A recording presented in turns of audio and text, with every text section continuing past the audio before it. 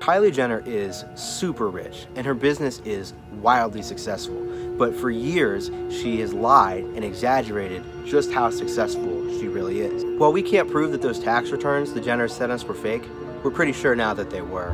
Kylie Cosmetics is not nearly as big of a business or as successful of a business as they spent years leading the entire world, including Forbes, to believe. Kylie Jenner is no longer a billionaire. Kylie Cosmetics was built off lies so that Kylie Jenner could be the first billionaire sister, despite getting exposed by Forbes for providing false tax documents and misrepresenting their revenues by hundreds of millions of dollars. Kylie and Kris Jenner maintain their innocence. So let's get into it. Kris Jenner and the rest of the Kardashians know very well that Kylie is not their first self-made billionaire because she's not a billionaire at all. And Kris and Kylie have used this to put Kylie on some rankings and to garner some good attention for the family despite them using false information to achieve this status. Kylie started her cosmetics empire in 2014, quickly turning her social media following into a dedicated customer base. And there's no denying that Kylie was doing amazing at the beginning of Kylie Cosmetics because she was selling this little lipstick kit for $29 and she sold 15,000 within the first minute. I went on the website at 8:59, refreshed it at 9, and it immediately said sold out. So proud of her. Now, Kylie Cosmetics was revolutionary, not for the lipstick product, even though it was somewhat different of its, kind on the market, but it was the way that she was able to market it because it didn't cost a lot of money for her to make these social media posts, but it turned around a big revenue source. I mean,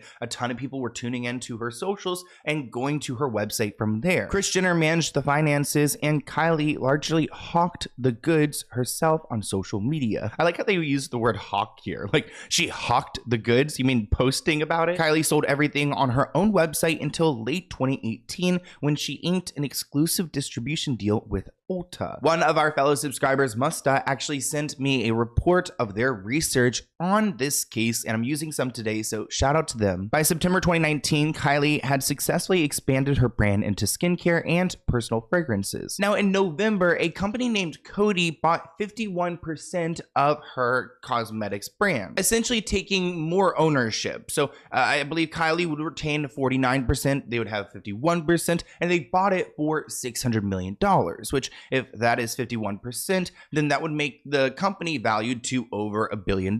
So essentially, this deal put the company at a $1.2 billion valuation and pushed Kylie's net worth over the $1 billion mark. Now, this is where we get this headline that made everyone cringe about her being the first self-made billionaire, which I can acknowledge that, she did some great business, but self-made is a big word coming from someone who's, already kind of had it made. Remember that Kylie was only 21 years old when Forbes decided to put her on the cover of their issue, which was dedicated to the richest self-made women. So there's a whole bunch of rich self-made women out there, and they thought Kylie should be the face of them all. Now, Forbes does do a level of research when it comes to posting these kind of things. I mean, they're not going to publish an article about someone's financial status if they don't see any evidence of it. Forbes said the family's accountant had provided it with tax returns that suggested the firm had done more than $300 million in sales in 2016, and their publicist claimed that they sold even more, $330 million, the following year. Of course, the family loved the attention they got from this title.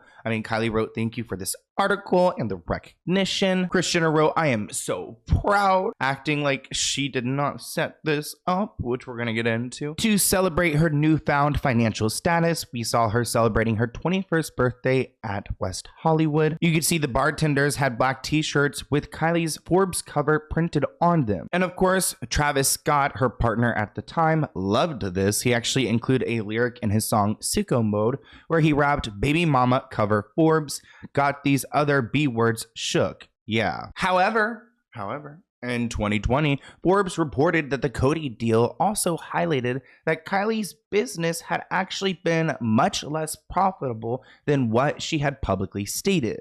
The company revised her net worth to $900 million, thus stripping her of her billionaire status.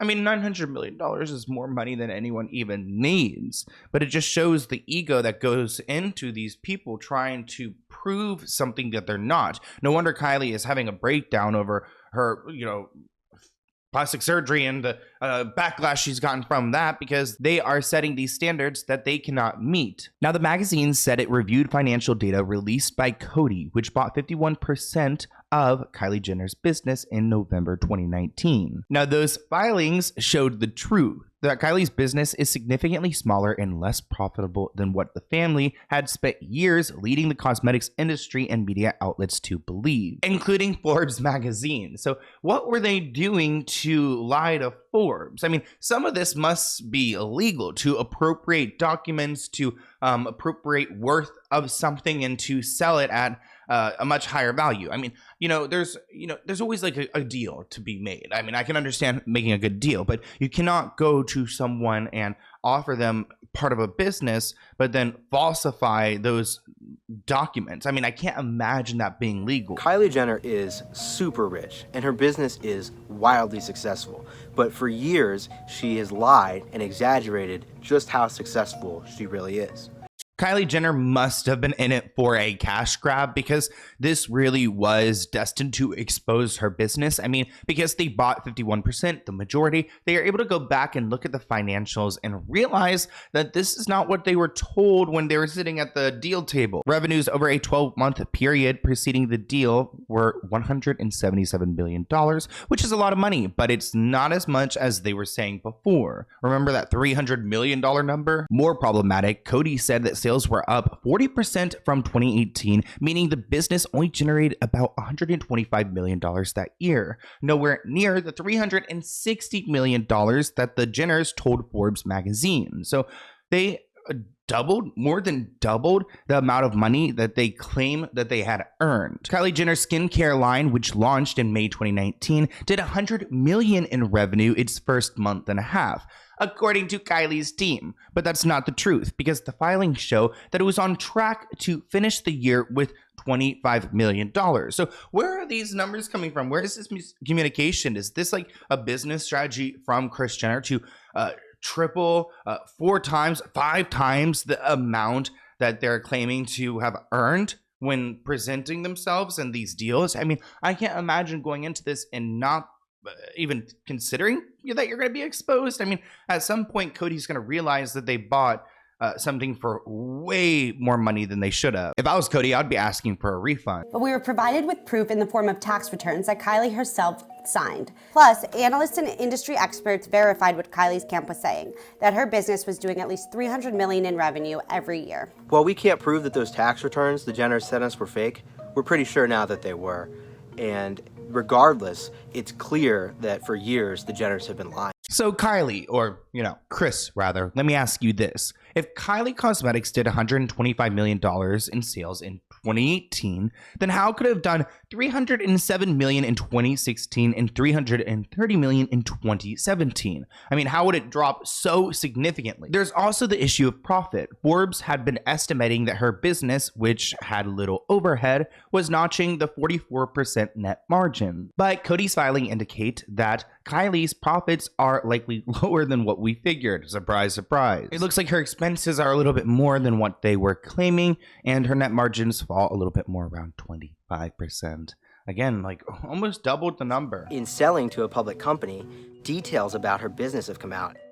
The sale has laid bare one of the Jenner family's biggest secrets, which is Kylie Cosmetics is not nearly as big of a business or as successful of a business as they spent years leading the entire world, including Forbes, to believe. I can't imagine the Kardashian-Jenners trying to burn bridges with Forbes, especially because they are so influential. But it was the perfect mix because they can leverage the media. They had that power at that time. I mean, they still kind of have that power, but they could, especially then, to talk about their businesses, to refine Kylie's image, and then to present her in some way in the media, which would then in turn lead to a deal like this where she cashes in on $600 million. Kylie Jenner's camp led us to believe that the business had done $360 million in revenue in 2018.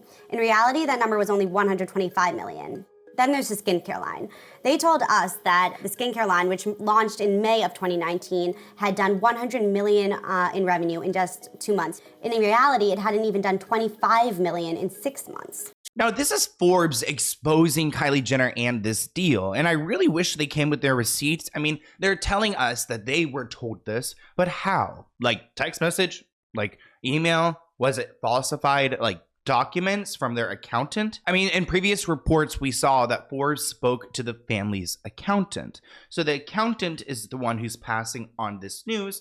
How are they passing on this news? Through email explaining, through false documents? I mean, I would assume it's false documents, which that is a crime. As for Kylie's billionaire status, given these findings and the impact that the coronavirus pandemic is having on all beauty businesses, we think that her net worth has fallen below $1 billion.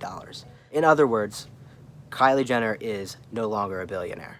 Another layer of this lie includes Kris Jenner, of course, and it turns out that this company, Kylie Cosmetics, might not be owned by just Kylie alone, but Kris Jenner as well. So this money that they're claiming that they have is not all Kylie's. So Kris is like, I guess, putting her salary, her income from the business aside, or ignoring it to give it to Kylie to sell it to Forbes. For years, the Jenners insisted that all profits went directly to Kylie because she owned the business outright. But Coty's purchase agreement specifically lists a KMJ 2018 trust controlled by Kristen Jenner. And this trust owns a profit of interest in Kylie Cosmetics. Upon the sale, the document says the trust would get a capital or ownership interest in the company. So they own some shares of that remaining, I guess, 49% that Kylie has. Now, the Jenners initially told Forbes that the trust holds money that Kylie Jenner earned before she turned 18, and that Kylie is its beneficiary. But the trust appears to have been created well after Kylie turned 18, and the Jenners declined to offer any proof to back up their claims. No surprise.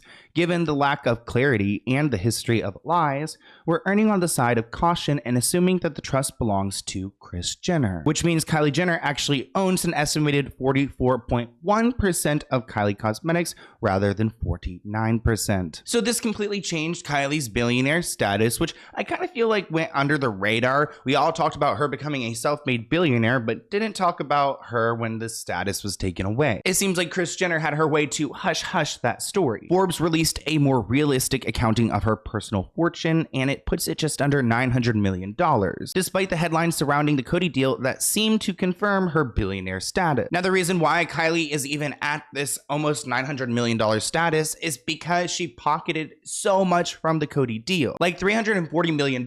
So keep this in mind. She sold a majority of her company. She oversold it. So then she pocketed a ton, and she's like, haha, laughing to the bank because now she's put her net worth up $300 million, putting her close to 900 million, all because she was able to inflate this idea that she was already a billionaire to begin with. So Coty thought they were getting into a great deal. Now, this investigative reporter did their work, and they called former employees. They went to the labs. They tried to get some documents to verify that she is a billionaire, and they actually were able to get some documents. They don't really explain in detail how, but they say, like, when it comes down to it, you want documents. That's the standard of proof. You want actual numbers on a page that somebody has verified. You hear me now?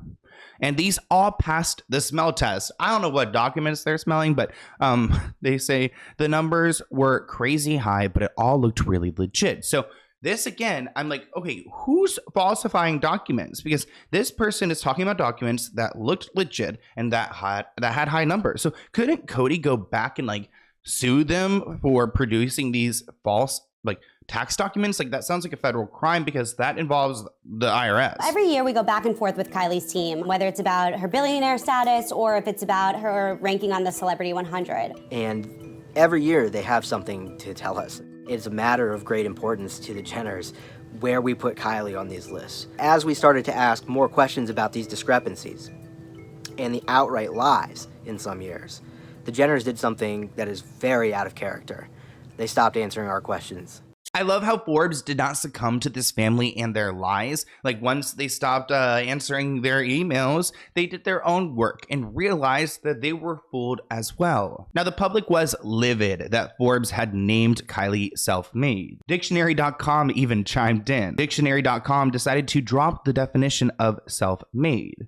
Writing self-made means having succeeded in life unaided. Used in a sentence, Forbes says that Kylie Jenner is a self-made woman. So Dictionary.com was trying to come for Kylie Jenner, and really everyone was. And I would feel bad if she was legitimately a billionaire and self-made, but those two are not true. And honestly, I feel like everyone saw through it. That's kind of why nobody took it seriously, not even Dictionary.com. Now, after the finances were exposed and people were coming after Forbes for the self-made title, Forbes quickly threw Kylie under the bus, making an article titled Kylie's Web of Lies, and stripped her of her self-made billionaire title. This is wild because, you know, Kris Jenner loves to have a great relationship with every media outlet. So for them to drag her daughter like this after putting her on the cover of their self-made billionaire issue, I mean, it's a really bad feud to have. Kylie actually woke up and saw this article and tweeted, "What am I even waking up to? I thought this was a reputable site. All I see are a number of inaccurate statements and unproven assumptions. LOL. I've never asked for any title or tried to lie my way there ever. Period." Now, I don't know if I believe Kylie. I mean, maybe I do believe Kylie, but I don't believe Kris. Following the publication of this story, representatives of Kylie and Kris sent a letter to Forbes denying that Kylie had lied or that the tax returns the Jenners sent them contained false numbers. I don't know if this was a cease and desist letter, but it was probably a strongly worded letter. What's wild to me is how Forbes was able to switch up so quickly. How are you going to go confidently put her on the issue of self-made billionaire women and then quickly retract it and just put out a scathing article? I mean, while I'm glad they did it and they corrected themselves because I think it makes them more reputable, I do think it's such a bad look for the magazine. I mean, I don't take it seriously. I've never taken their numbers seriously. And this is another example of it. And the fact that they have a bad relationship with Kylie now, it just makes me question like how they actually operate as an entity. It almost seems kind of as sketchy as the Kardashian-Jenners because, I mean, they all are just trying to get clicks and attention and clout. And the second that Kylie was going down, Forbes did not want to go down with them. Cody's share price has fallen more than 60%. Ouch. I'm not great at stock, but that sounds terrible. I know some things, and that's not good. Wall Street tends to think that Cody paid too much to begin with, and there's no way to realistically peg Kylie's net worth above $1 billion. So I'm sure that she will continue trying to fight for that status, but Kylie's businesses have kind of plateaued, in my opinion. I really think if anyone's going to achieve a true billionaire status, it's probably going to be Kimberly with all these skims and you know, the acting. I don't know. I'm sure. I just feel like she is really fighting for it. I know Paris Hilton's also fighting for it too. I don't know if she's achieved it yet, but when I see people like Kim and like Paris and they haven't reached that status yet, it's like, okay, then how has Kylie? I mean, I could see right through this. I mean, I did think that Kylie Cosmetics was incredibly successful because it was such a big thing in society at the time, but those numbers, ooh, they lie. They lie hard. So I want to hear what you guys think in the comments below. I hope you enjoyed this video, and I'll see you in a new one soon. Bye, guys.